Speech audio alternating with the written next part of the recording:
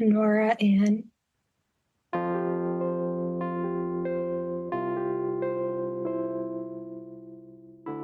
She was a big baby, but absolutely perfect. Welcome to Still a Part of Us, a place where moms and dads share the story of their child who was stillborn or who died in infancy. I'm Winter. And I'm Lee. We are grateful you joined us today. Please note that this is a story of loss and has triggers. Thanks to our lost parents who are willing to be vulnerable and share their children with us. If you're listening to this podcast, just know that on our YouTube channel there are pictures and videos that are related to the stories that are being shared. Subscribe and share it with a friend that might need it, and tell them to subscribe. Why? Because people need to know that even though our babies are no longer with us, they're still a part of us.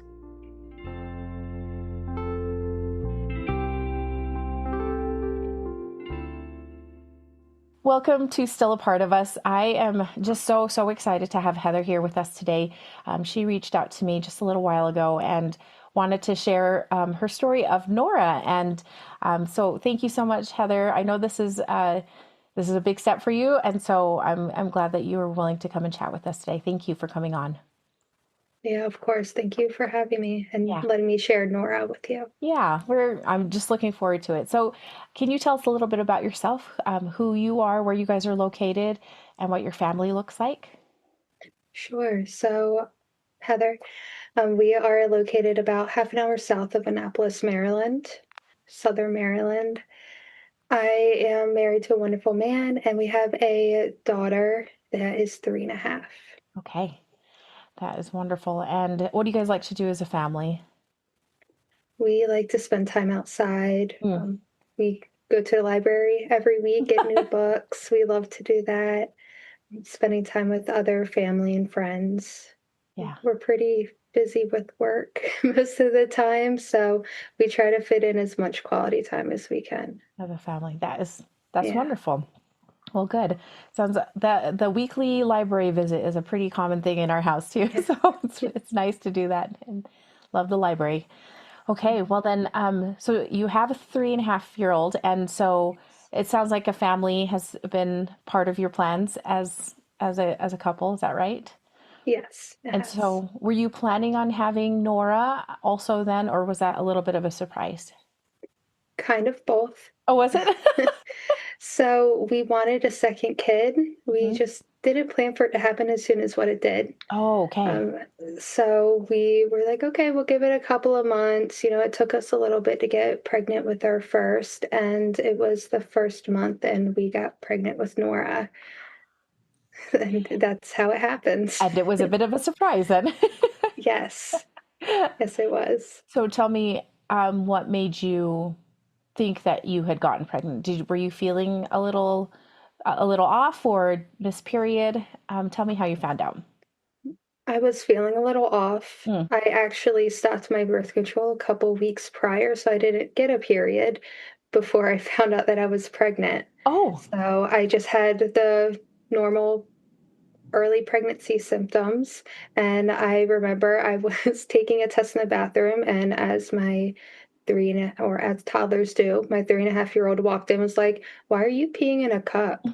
So I had to explain that it just gives us some information about our bodies. I remember looking at it and it said positive, and I was like, well, that's that. And we just went about our day. oh, you did. Did you tell your husband pretty early on then? Yeah, I told him that same day Oh, you when he did. got Okay. home from work. Yeah. So there's that. And so tell me, it sounds like you get a little bit maybe sick during the first trimester. So is that how you were feeling most of that pregnancy then, or? Yeah, it was a hard pregnancy. I had a tough pregnancy with my first daughter as Mhm. well. But with Nora, I had nausea. I wasn't much of a vomiter, Mhm. thankfully, but I definitely had a lot of nausea and very, very tired. And I Yes. had the hip issues, the SPD Oh, issues also, so yeah. I could barely move. And I'm a behavioral therapist for kids with autism, so it made work challenging.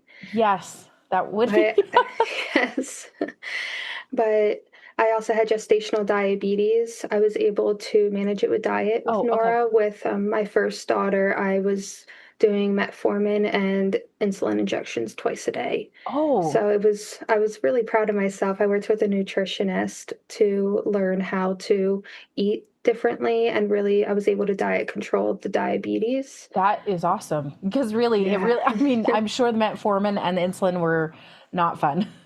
It was not. Yeah. And I every time after I gave myself an insulin injection, I let myself have a Christmas tree cake because that was the only way that I could hype myself up to do it enough. That is funny. And then towards the end, I also had hypertension. Okay. So Okay.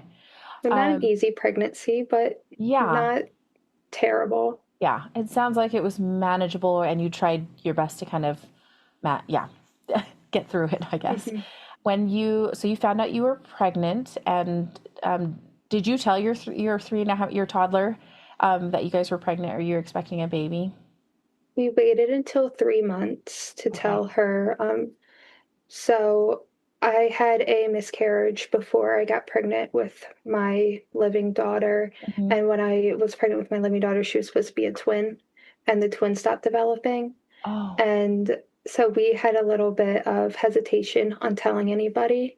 oh, So we told her after the 3 month mark when we thought that we were in the clear. yeah. And she was so excited. So excited. And everyone she met, she was like, "I'm gonna be a Oh sister." my Like gosh. very like her language is very developed for 3 Yeah. or 2 at that point, I guess.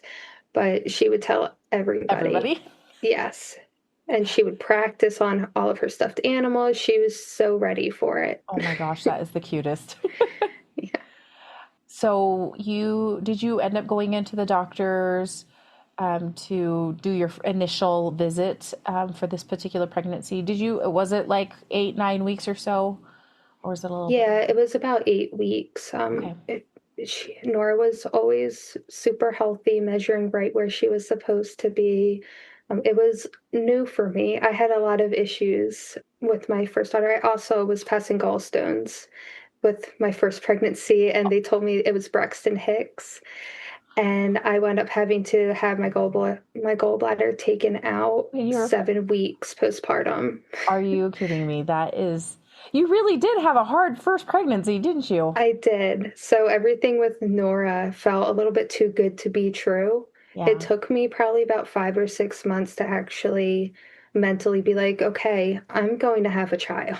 Yeah. I was in therapy for the whole pregnancy as well, just trying to connect more to Yes. Nora. And really, I wanted a kid, always did. I just didn't realize how much the trauma from my first pregnancy would affect my Yeah. second pregnancy.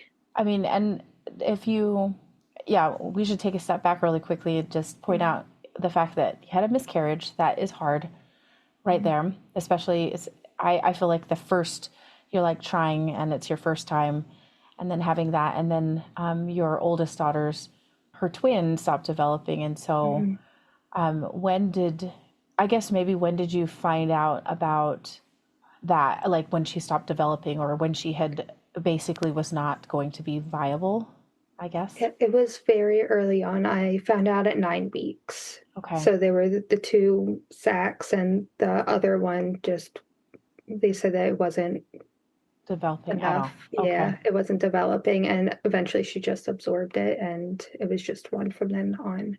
Okay. Yeah, that would be hard. I Mhm. just imagine being told, "Oh, you're gonna have twins," and then that changes, and that is, Yeah. yeah, that's hard. Interestingly, I think that is great that you had gone into therapy for the second pregnancy, kind of preemptively. I think that's actually really wise of you to have done that. Okay, so everything was looking good, measuring good. Did you have any sort of early ultrasounds in those early, visits before the 20-week anatomy scan? Yeah, I had one every 6 weeks. Oh, you did? Yeah, because my last pregnancy was very high risk that they Yes. wanted to monitor me a lot for this pregnancy. Okay. So everything was good. It was Okay. kind of surreal to have a pregnancy without major issues. Yeah. Yeah. It, you really did have a rough first pregnancy. And so when you keep saying, I'm like, yeah, that is hard. Okay. So then everything is looking good. Mhm. Did you guys do any genetic testing ahead of time because of the high risk nature of the first pregnancy? And then if so, did you find out the gender at that time, or were you waiting Yes. as well? So we did just a blood test Okay. and everything was normal. We found out that we were having another girl. And that's when my daughter, my living daughter, was absolutely beside herself. She's a girl's girl. Yeah. That I'm is very excited. so fun. And then is both of your families involved? Is this something that you've shared with them, or were you waiting also to tell them about your pregnancy and the gender and all that the fun stuff? So we told our immediate family pretty early on around I want to say like maybe 8-week mark after we got our first Mm, sonogram. okay. They traveled with us through our losses as well. So we wanted to have more of a support in case it went that way again. Yeah. So, and then after we found out the gender, that's when we announced. Hmm. So fun. So fun. Yeah. Okay. And then tell me how your 20-week scan was. Was there anything that was out of the ordinary, or anything that would bring up any concern while you were at that scan? Nothing out of the ordinary. Really? Yeah. Everything was good. She really was just doing really good. Okay. Yeah. That's that's great. And then was your husband there? Did you take your daughter with you? I'm just curious, because it's kind of nice to know, like, oh, hey, you get to go see your little sister. Or, yeah, you know. So at the time, they weren't allowing any kids under 12 Oh, the appointments, but my husband did come and okay. we actually leveraged that to get my daughter to be okay going to daycare. I was like, I'm going to go get pictures of your sister. You can see him when I pick you up. And then she would be okay going to Yes. daycare. Yeah. That was smart. Yeah. She's like, I will see my sister. That's awesome. Hmm. Okay, then you guys are going along. Are you having any sort of baby shower, baby sprinkle for this little one, or any plans to do a different nursery or anything for this little daughter, or is she going to share a room with big sister? So we actually moved my office downstairs, Oh, you gave did. my oldest daughter my office room, and then we repainted the nursery and made it for Nora. And my oldest daughter, her name's Andy, Mm-hmm. and she helped us paint the nursery and she Oh, helped us just every step of the way. She really is just an incredible kid. yeah. And so we got that nursery all ready. It was Hungry Caterpillar themed. Oh, are you serious? That is so cute. And I just And can imagine. Oh, go ahead. Go ahead. part of the reason why was because the hungry caterpillar ate so much. And when we first found out, or when we first shared with my daughter that we were pregnant, I asked her what she wanted to name the baby. And she said that she wanted to name it Bacon. And I said, why bacon? She goes, because I like it. So we tried to make it cute, and Nora's nickname was Bacon Bit because we didn't announce her name until after Oh, birth. oh my gosh. So Hungry Caterpillar because it eats a lot. Oh my gosh, that is the cutest thing ever. I'm going to tell my daughter this because her favorite food is bacon. So, seriously, that is so adorable. Bacon bit, even better. Like, seriously. Yeah. Um, and then just actually, now that you mentioned it, with you didn't tell everybody Nora's name, but it sounds like you guys had it chosen for a while now. How did you guys come to that name and even her middle name? I'd love to hear. I love hearing about people's name choices. Yeah. So for Nora, we had a long list and we each came and we're like, these are the names that we like, and we kind of duked it out to the end. And Nora was it. Sweet. Anne is my mother-in-law's middle name. Okay. So we My first daughter, her middle name is after my grandma. Okay. Her middle name's Sharon, and she was very dear to me. Yeah. And my husband has a very good relationship with his mom, and I love her so much too. So we wanted to honor her in that way. Awesome. That's I love how Nora was the duked out name. Names are really important, so I think that's Yeah. great. And then Anne is a good family name, so Hmm. that is so so fun. Okay, so you guys had a nursery, which is so so fun. And at this time, I mean, you were you diagnosed with gestational diabetes kind of earlier on, or was it after the glucose tolerance test, the sugary drink test? I was diagnosed at 14 weeks, Okay. so I was So, very early on. okay. So then you were managing that and that was okay. Managing it Hmm. with diet, exercise, right? Yes. Okay. And any other things that were, I guess, unusual about your pregnancy besides being tired and nauseous?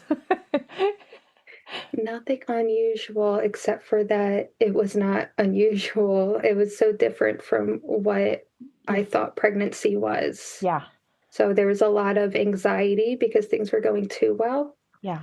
where I was almost like, okay, she didn't move as much today? Did something happen? Hmm. Because I was kind of just waiting for the other shoe to drop. Yeah. And the whole pregnancy, it never did.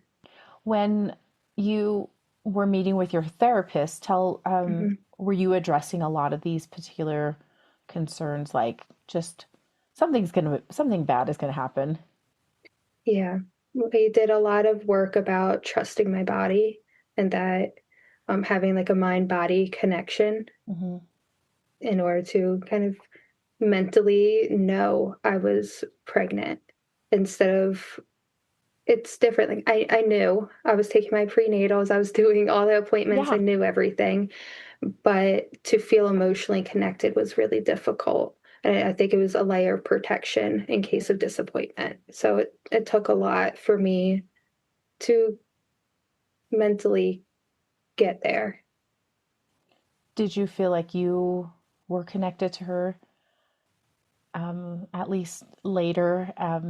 Like you said, taking you a while to get there, but did you feel like you felt connected to her? Yeah, around 5 or 6 months, I started really feeling connected. And I think it's because that's right around where viability is. So I was like, if anything happens, like there's still a chance Yeah. that I could take my baby home. Yeah. Okay.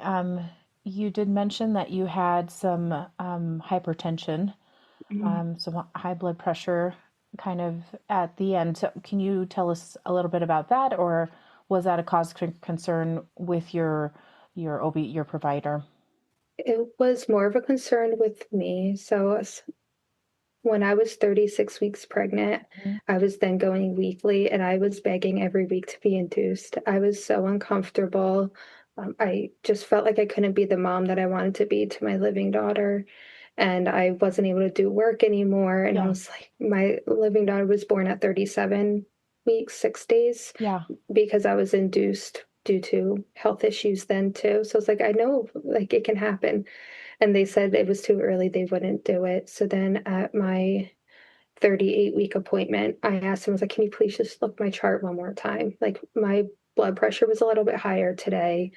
Is there anything that will constitute me getting like put for an induction?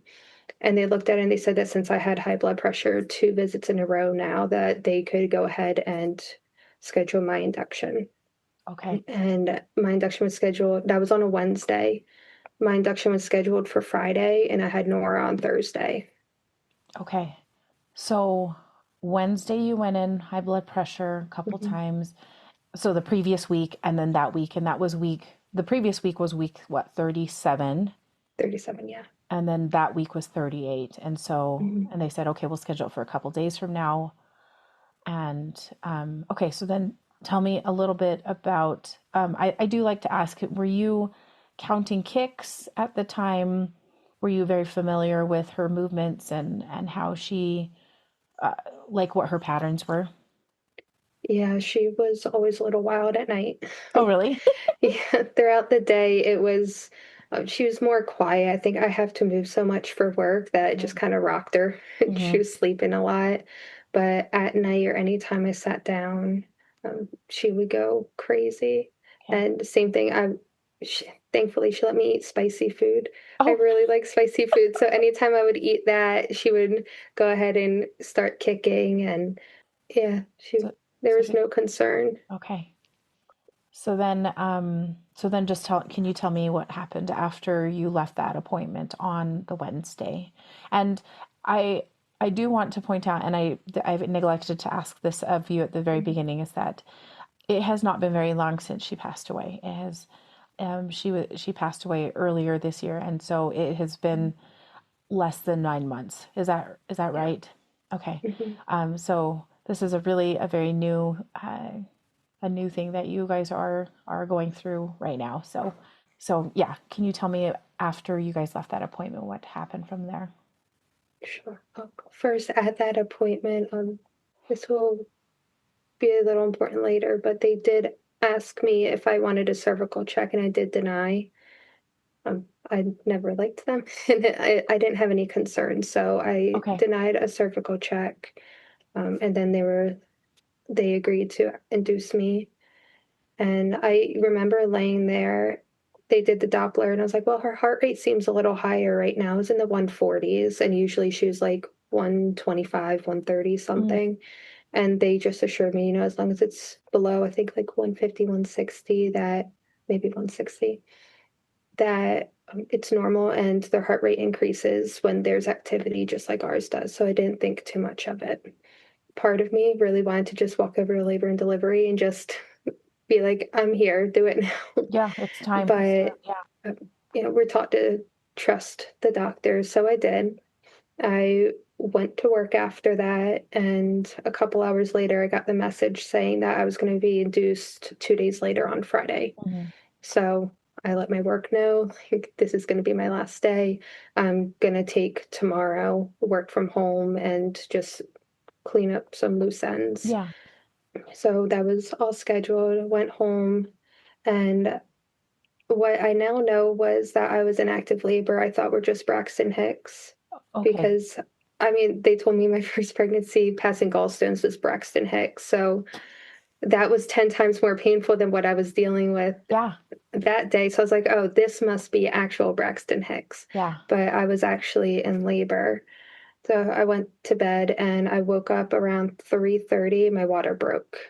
Oh, okay. So it woke you up probably. Yes. Okay. Okay, so your water broke, and what did you end up doing? Like, did you wake up your husband, take care of your daughter? Like, what happened then? Yeah, it was a little unexpected. I Yeah, made plans to be induced the day after. So I had my dad was going to come pick up my daughter. I had all the things ready for but just 24 for hours yes, later. exactly. But that morning was 3:30. I woke up my husband. He's getting everything together. He's making phone calls to try to figure out who at 3:30 in the morning can watch my daughter. Yeah. So we live about 45 minutes from the hospital, Okay. the one that's closer to us, so that they weren't too equipped to handle high risk. So we had to go to one a little bit further, but still not a big deal. Yeah. So I called my doctor and I was like, hey, I've never had my water break outside of a hospital before. With my first daughter, I was induced and it happened there. I was like, do I wait? Do I come in now? We're 45 minutes away. My kid's sleeping. I didn't want to go in and be turned away. Yeah. So she's like, oh, well, water breaking isn't an emergency. If you want an epidural, head on in, but we'll see you when you get here. So I was like, okay. I showered. I did all the things, got my daughter packed up. We were driving to the hospital. I ate a little snack because I knew I wasn't going to be able to eat Mm-hmm. for a while. Yep. Yeah. And my brother met us there. He took my daughter and watched her for the day. Oh, nice. But at this point, I knew that I was getting closer to delivering. So I walked myself up to labor and delivery while my husband moved my daughter over into my brother's truck and he met me up there. So while I was up there, I signed in. I did all the pee in the cup, sit down, Yeah. all those things. And my husband got into the room with me in triage right as they were about to hook up the heart monitor. So they put the heart monitor on and she's moving it around and she's like, I think I hear something, but I'm not too sure. I'm going to go get a doctor. So my sister's also a labor and delivery nurse. So I knew what that meant because she unfortunately has a lot of experience with things like this. And me and my sister are very close. So we talk, I know about it. So I knew at that point. The doctor came in and she had a sonogram machine and it was like a perfect still picture of like what you see if you Google sonogram. And she just said, I'm so sorry, there's no heartbeat.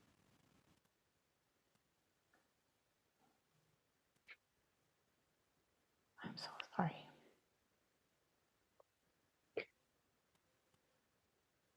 So then my husband said, but what do we do? Is it a C-section? Like, how can we save her? And she was gone. There wasn't anything. So I guess it was hospital policy where they have to have a second doctor confirm if something like that happens. So while the first doctor went out to go get a second doctor to confirm, I started uncontrollably pushing. There's nothing that I could do. So I started yelling. My husband got the doctor, and about, I want to say, half an hour later, she was born. Oh, are you serious? You were, what? Yeah. She was born. I don't remember the exact minutes, but it was 6:27 maybe in the morning. So it was about 3 hours later after my water Oh broke my that she gosh. was born. It was fast. It was very fast. Holy cow. And I'm assuming you were I mean, you had the urge to push, right? Like Yeah, and it was, oh my there gosh. was no stopping it. Yeah, it was coming. Oh, she was coming. Yeah. So I got wheeled into the delivery room, and as she was crowning, the other doctor confirmed that there was no heartbeat. And I also wasn't able to get an IV Yeah. in by that time. So all of this, I was getting a sonogram and IV and pushing all at the same time. Oh my gosh. And it was never my plan to have an unmedicated birth. So that was really hard. Yeah. Yeah, that is, yeah. So, yeah, an unmedicated birth, especially having to deal with what you are going through yeah, it's not, it is, it is so hard. When, when she was born, what did you, did anybody help you with what you wanted to do after? Because that's always a little tricky since it was so fast. Like, Yeah, we didn't have time to process. As she was coming out, the doctor looked up and was like, do you want her on your chest? And I just automatically said, yes, I want her. So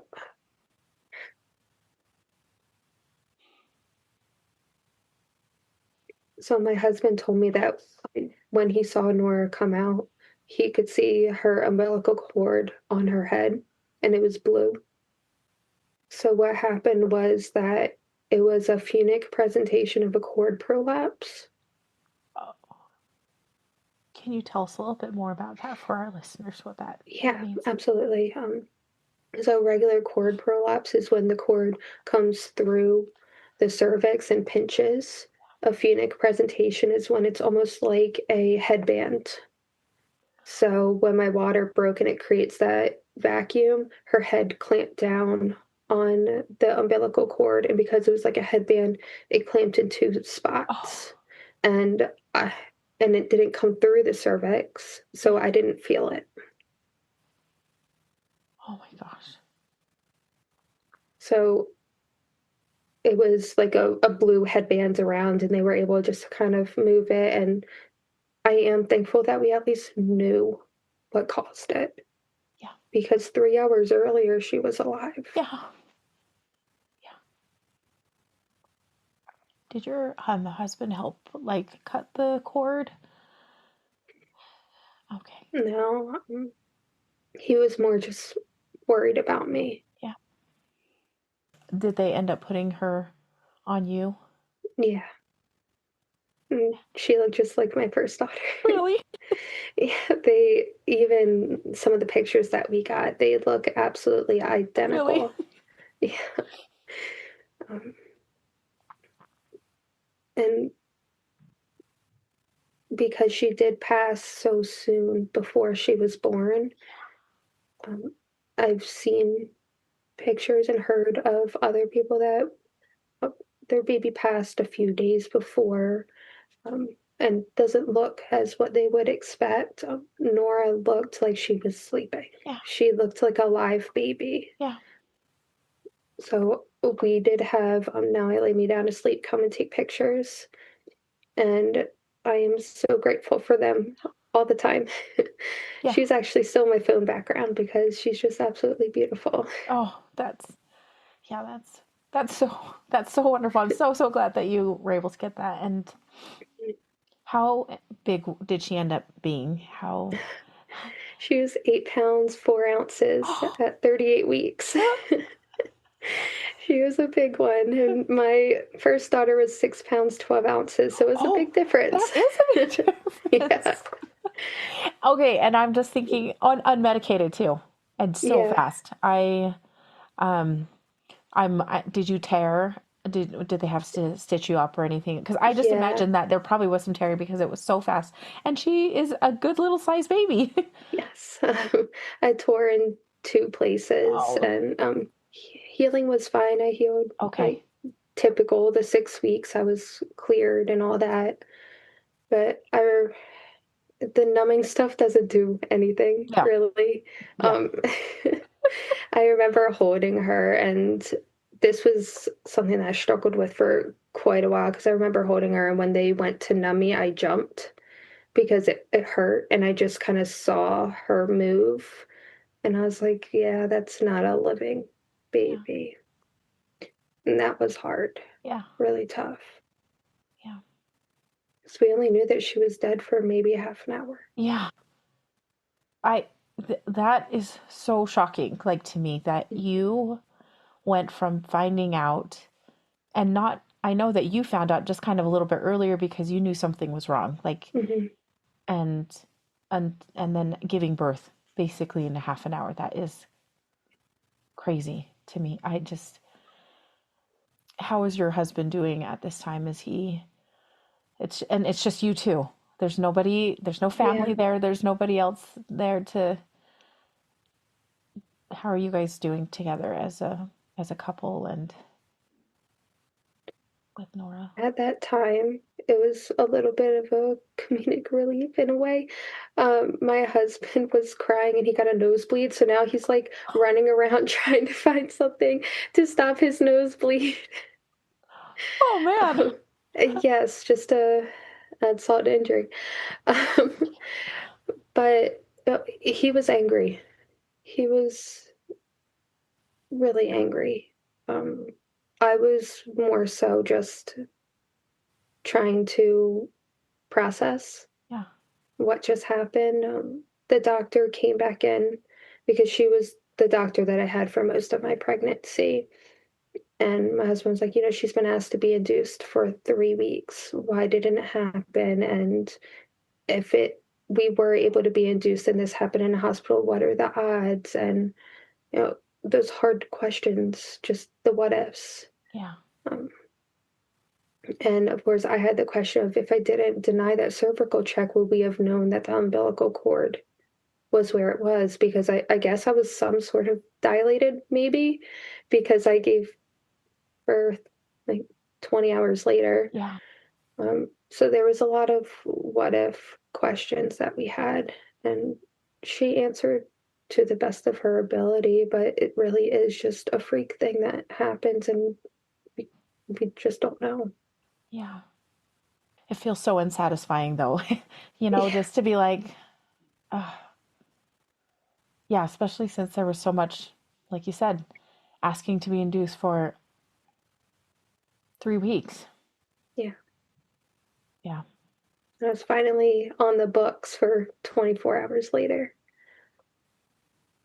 Yeah, I'm so sorry, Heather. thank you. Talking to both my sister and the doctors there, they said even if it happened in the hospital, they have like 7 or 8 minutes to deliver before they have to assess for brain damage and if the baby could still live. Yeah. So there, I don't feel like we were failed by the medical system or, anything like that. I I don't think that this is something that could have been caught. Yeah. It's just really bad luck. Yeah. Yeah. Yeah. That's a terrible way of putting it, but it is like the perfect way Yeah. of putting it. It really is just terrible. You had some skin to skin with her, Mhm. and did your husband hold her? Um, Yeah. awesome. And did you end up calling your family? Because once again, I want to point out that this was like within an hour of you finding out, right? It was Yeah. very, very fast. So you probably didn't even have a chance to tell your parents, your family, your your daughter. I mean that is probably not going to be a over the phone type of a situation, but can you tell Yeah. us what happened in regards to letting the rest of your family know? Yeah. So I think it was probably around 7:30 when we started telling people. So about an hour and a half after we gave birth, I let my job know that I'm not logging in and won't be for a long time. And I text my sister and I was like, we are still just trying to figure out what's real right now, but this is what happened. Can you please tell our family so that way if they have any other medical issues, she could at least try to answer them to the best of her ability Okay. too. So my sister was our messenger for that side of the family. And my husband called his parents and they were messengers for that side of families. That way we didn't have to keep having that same conversation. And we did ask if, we'll let people know when we're ready to talk and just to hold off on condolences. And, we just need to go through that acceptance of, okay, this did happen. The nurses were absolutely amazing, though. I'm so thankful for our nurses. They made Nora a bracelet, Mm-hmm. and we actually still keep it in her urn. Mm. And we got a memory box where they took pictures themselves, and we have the ink prints of her hands and feet and the measuring tape that they used for Oh, good. her. So we got all that from them. And there's a nonprofit organization, I forget what it's called right now, but the woman that started it, she had a stillbirth a couple years ago at that same hospital, and she gives care packages to parents Oh, that go through the same thing. So we got a care package with just like some care items, as well as a couple books and information about support groups and just some really nice things that helped us figure out what the next steps were because we had no idea. yeah. That's great that there were resources at that hospital. And unfortunately, another family that has gone through this that feels like uh, there were, yeah. I'm glad that they were had those for you. Yeah. Somebody that went before you on that. Oh, what did you guys do to make memories with Nora while you were there? We just spent time with her. We held her. We kept her in the room for a little bit. We did have her taken in and out a couple of times because it felt overwhelming. And Yeah. it was also really hard to make arrangements for her with her in the room. But Yeah, we just spent time with her. We just held her. When she was born, did you announce that her name was going to be Nora at that time, or how did you announce Mhm. that? We came home from the hospital the same day, and all of her family showed up that same night too. And that's when we announced it. Really?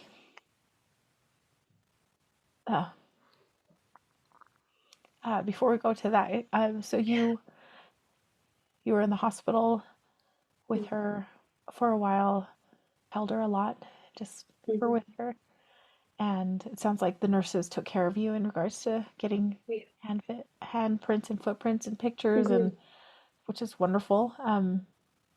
And you were making arrangements for her and what did you guys end up deciding to do with her body?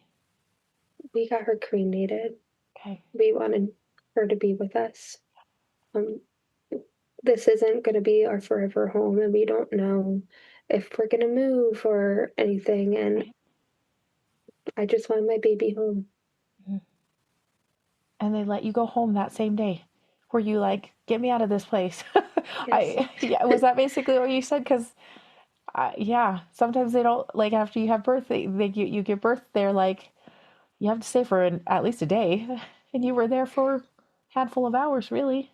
Yeah, we left around 1:30. They said that as long as I didn't have concerns with bleeding, that since, and I didn't have any pain management or any kind of intervention, that there's no need really to monitor.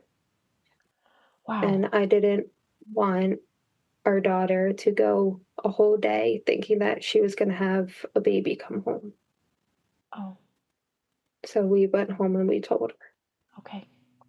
So you did you end up? How long did they say that you could spend with Nora in the hospital? Did they tell you a specific time or anything like that? Some hospitals have a time frame and others don't. So, They said, I don't remember the exact time frame, but they said like a day or two. We were okay, welcome to stay overnight. She had one of the cuddle cots that kept her okay. cold. Uh, but after she started turning colors, it was too much for us. After you made the arrangements, did you drop her off with the nurses, or did you guys just end up leaving? And tell me how that Yeah. happened. So we started talking about arrangements because it wasn't, I mean, we didn't have time to even think about what we wanted. Yeah, And the nurses let us know like we didn't have to make a decision right then and there. They just wanted us to know our options while we were there. So and when we were ready to leave, the nurses they came and got her, and they also put her in like these beautiful clothes, hand crocheted jacket and booties and a hat. The going home outfit we had for her said little sister, and we weren't able to do that one. yeah, But I was really grateful that they had stuff like that for a full term baby. yeah. Because I've seen a lot about like micro preemies or even like smaller babies, but to know that there was care for a full term baby Hmm. like that was really nice. Yeah. Yeah. So, So afterwards, we just told them, we're ready to go. And they took us out. We left. We went home. And my brother and our daughter were home. So we had to tell Andy. And she was 2 weeks shy of being 3. So her birthday was right afterwards. And she understands way more than what I think an almost 3-year-old would understand. And all throughout the pregnancy, she would ask to see pictures of her sister. So I would pull up the Flow app and she would see like the cartoon baby and think that that was like her actual sister. And she would ask, what the placenta and the cord were and what they did. So we had that conversation all throughout my pregnancy. So she oh, knew their functions. yeah. So when we came home, we in the hospital, we were Googling, how do we tell her? We don't know. So a lot of the advice was to just be honest in an age-appropriate way and be direct, because kids that young don't understand, like, ambiguity. Yeah. So we just told her, Nora can't come home with us. Her cord was pinched and she couldn't get the things that keep her alive, and it made her heart stop. And she wanted to go and help the doctors fix her. And then when we told her, like, that's not an option, like, her heart's not working anymore, she's not going to be able to come home, she said that she independently was like, I'm going to go make her a goodbye card. And went upstairs and made her a goodbye card. Like, she is a special kid. Yes. Yeah. Like, part of me thinks that she was put on this earth to help me and my husband through this time. So then after that, both sides of our family came. My dad stayed for 6 days. My dad and his wife. So that way we had extra support. Just his wife made all of our meals. My dad helped put away all of the baby stuff in the house. We just put it into the nursery. And then my sister and brother came for a couple of days. My in-laws were here for a couple of days. And we had a lot of support, a lot of people that rallied. How are you feeling when you got home? Empty. That's the best way I could put it. Just, yeah. It's just, yes, that's how you feel. yeah. And then in that, like, your body doesn't know that you don't have a living baby. So all of the things that we have to do afterwards. Like, yeah. Your milk my daughter. I'm assuming your milk came in a few days later. Yeah. And the cabbage leaves didn't touch it. It was so uncomfortable. Yeah. And I had a hard time breastfeeding my first daughter. So to feel like my body was making milk and I didn't have the kid to give it to. I did also get some information about milk suppression. So what worked really well for me was taking B6. Mm. And it was 4 days and it was better, but I had to explain to my daughter, well, why I was able to wear diapers and she wasn't. Obviously, we don't have good bathroom boundaries in our house, but it's fine. Yeah. She's a smart girl, you can tell. Oh my goodness, too much.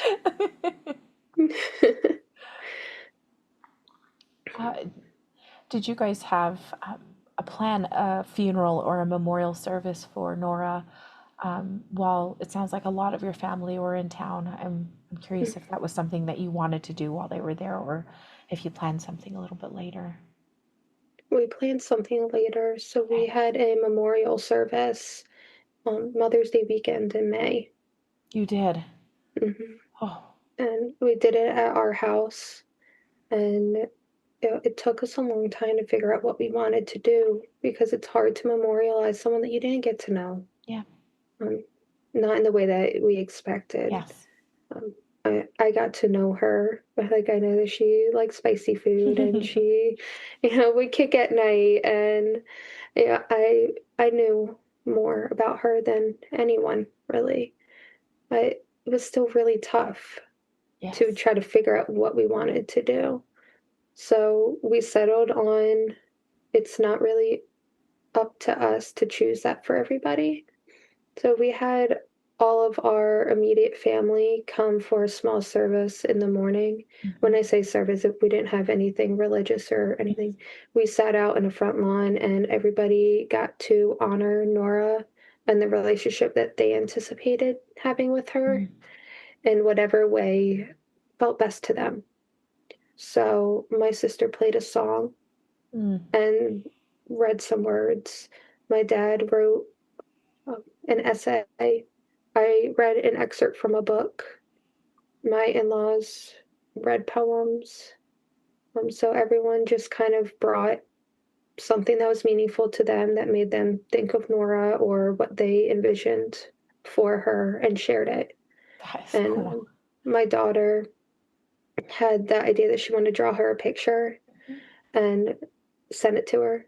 So while we were all going through this, we read The Invisible String, Oh, yes. that book, and That's a great book. so she would always be like, I'm going to send this up to Nora, or like, that's where the string is. It's up. And we're not very religious, so I don't know where she got that from.